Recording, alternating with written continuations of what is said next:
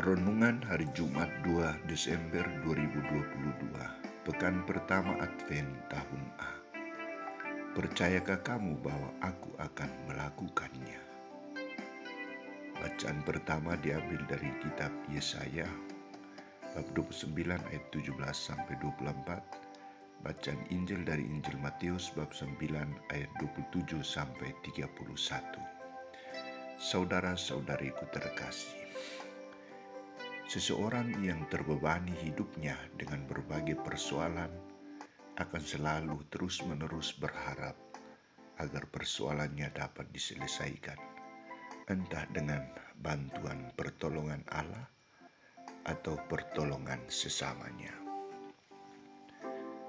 Kisah Injil hari ini, Santo Matius menampilkan dua orang yang sangat menderita, buta, mengikuti Yesus. Kita bisa membayangkan bagaimana dua orang buta itu berjalan mengikuti Yesus tanpa bantuan dan pertolongan dari sesamanya atau kaum keluarganya. Sulitnya bukan main, bukan? Namun tekanan psikologi dan kehendak yang kuat untuk melihat kembali memampukan mereka berjalan mengikuti Yesus sambil memohon pertolongan Yesus. Isi permohonan mereka adalah belas kasihan. Kasihanilah kami, hai anak Daud.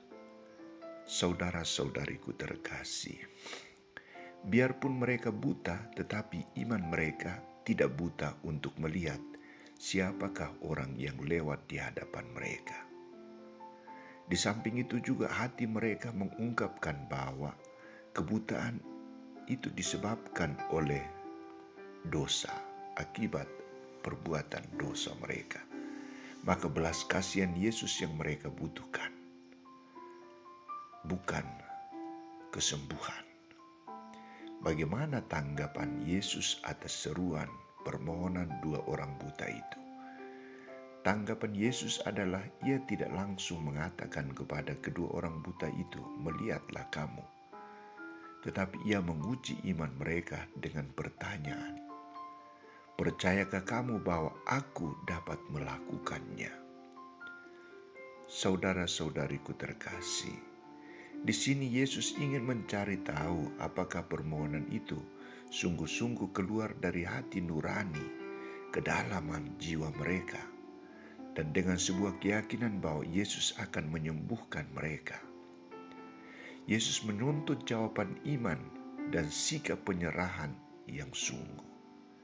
Dan ternyata harapan Yesus terungkap dalam ucapan atau jawaban dua orang buta itu.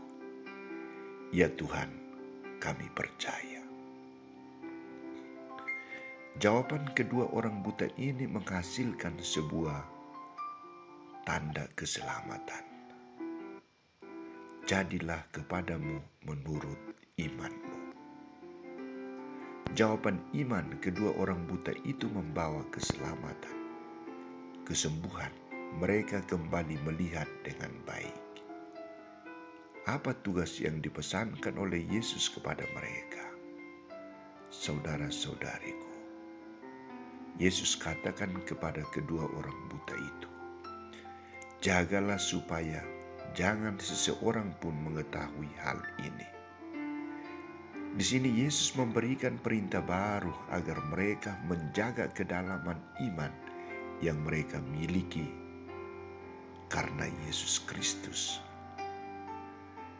karena Putra Daud yang telah membebaskan mereka.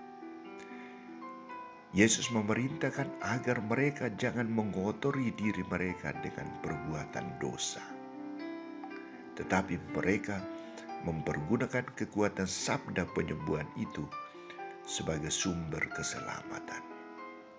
Mereka juga dituntut agar menjaga rahasia Allah yang tersembunyi di dalam diri Yesus, yang harus mampu dibaca oleh orang-orang yang beriman kepadanya. Dan mereka adalah golongan itu. Bagaimana dengan kita? Saudara-saudariku terkasih, Percayakah kita bahwa Yesus akan melakukan karya-karya besar dalam hidup kita? Kalau belum kita percaya, kita perlu rendah hati dan belajar beriman seperti dua orang buta itu. Kita juga harus belajar dari mereka berdua bagaimana mengatasi persoalan hidup. Mereka tidak jauh dari Yesus, tetapi semakin dekat dengan Yesus, memohon bantuan Yesus. Kita juga sering mengalami saat-saat samar, buta mata, buta hati, buta perbuatan, buta tindakan kasih, buta melihat kebaikan Allah dan sesama. Kita perlu memohon pertolongan kepada Yesus untuk disembuhkan. Advent adalah saat yang tepat kita datang kepada Yesus Putra Daud. Kita datang memohon belas kasihan-Nya. Kasihanilah kami, Yesus Putra Daud.